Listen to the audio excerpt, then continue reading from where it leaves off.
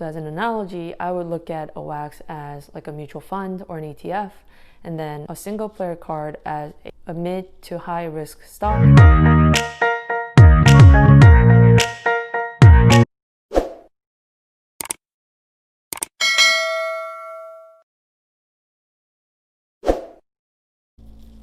Hi everyone. Today I'm going to address a question that I've been getting a lot recently, and that is whether you should buy, prizm boxes to break yourself, or whether you should chase after single cards that you know that you want. And with everything, there's not a perfect answer to this, and there's a lot of variable that could play into it. For example, depending on how long you want to hold the product for, or depending on the grade that you get back if you do break it and send it to a grading company, or the type of card that you would be getting from breaking the box, whether that's a auto card or a parallel card. Those different things can play into fact here, but just for simplicity and comparison's sake, what I'm going to do is compare whether you should buy a Panini Prizm hobby box, and I'll compare the different draft classes, or you should buy a single card, and I'm going to assume that all these cards are going to come back graded as a 9, and I think that's always a good rule of thumb, to assume that a card that you deem as in good condition without major flaws will come back as PSA 9. And again, these data points that I'm going to show you can change depending on the time period that you're going to be looking at.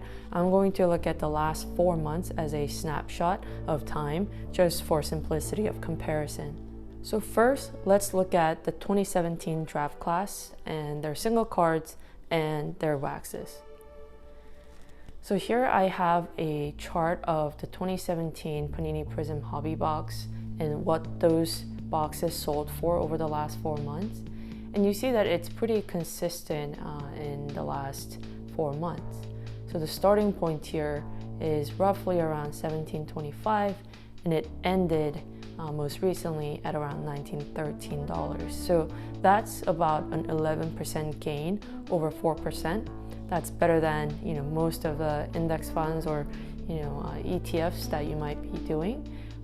So really good stable gain that you see from here, right? And let's select out two major players from 2017, and again, I'm talking about basketball here specifically. So let's look at the top 2 rookies from this class.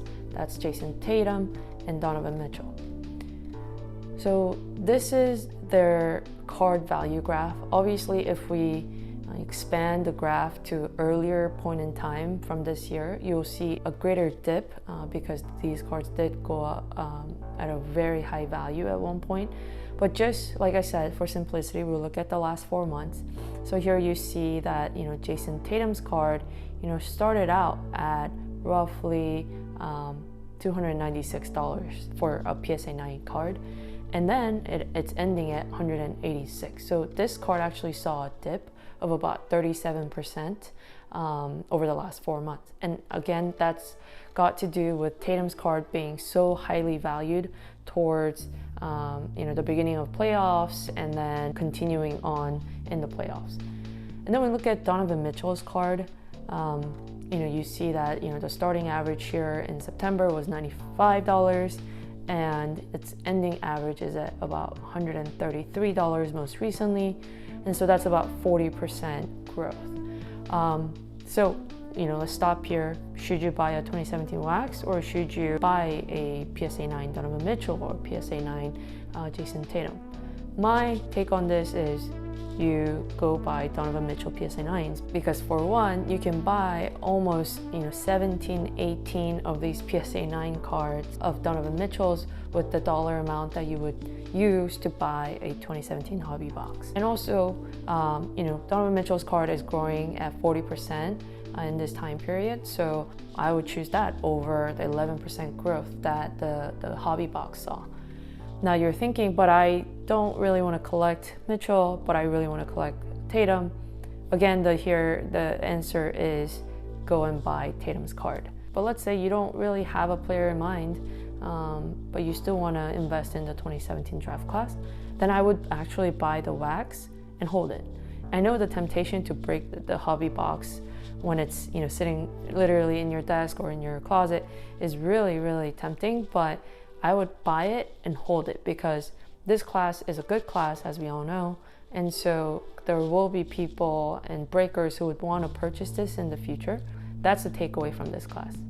So next class we will look at is the 2018 draft class and the single card values and the hobby box prices. So again, looking back at the graph here that I have made, you see that in the beginning of September, this box cost roughly around $4,200, quite a lot compared to the 2017 class. And then at the end of the period here in the graph, it ended almost at $5,800.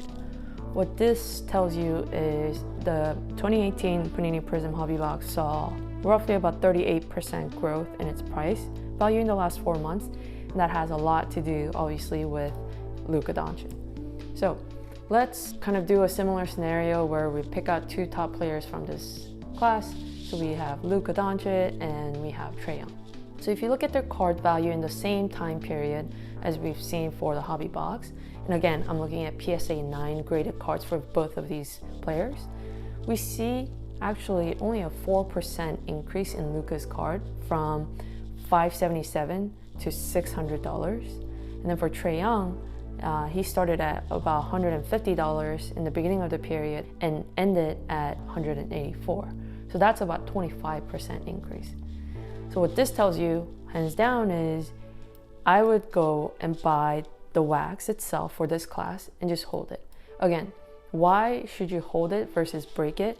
It's because, you know, obviously you're not guaranteed to get a Trae Young or Luka Doncic. I mean, you could, right? And that's the gambling factor of breaking.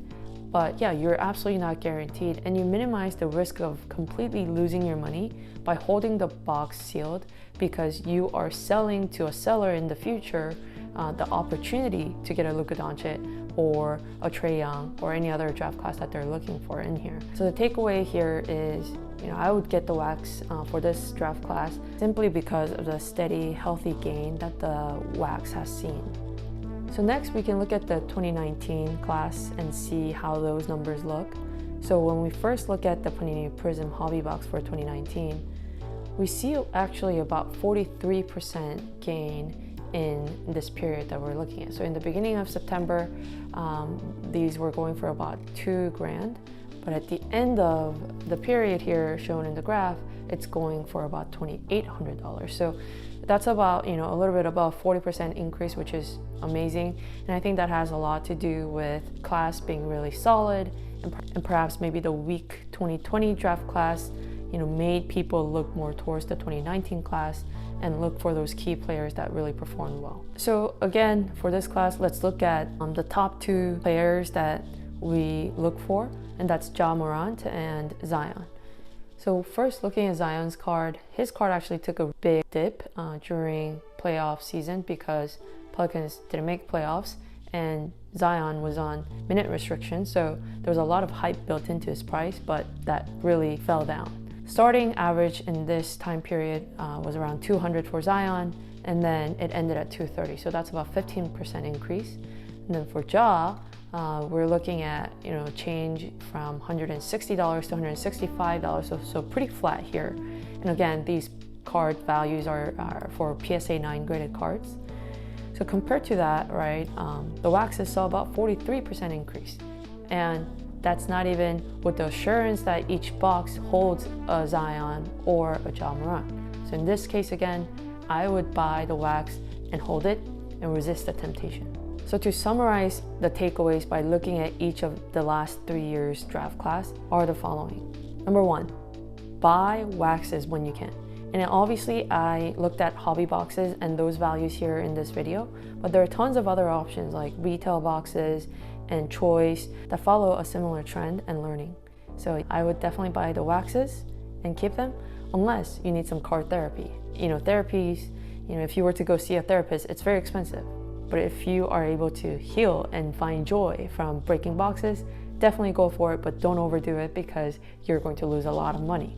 So definitely buy those waxes and hold it and see where the prices go over time. Second takeaway, if there are single cards that you really, really want and believe in, I would definitely go for it as a single card. So for example, if you believe in Luka Doncic, you can buy the wax and hold it, or you can go buy Luka Doncic as well. So this has a lot of variable for a lot of different investors and collectors. So I'll leave that to you. But if you really want a player, go get that player instead of buying a wax and breaking the wax to look for the player's card at your own cost. Lastly, the final takeaway here is that as an investment, waxes are certainly by far more safe than buying single cards.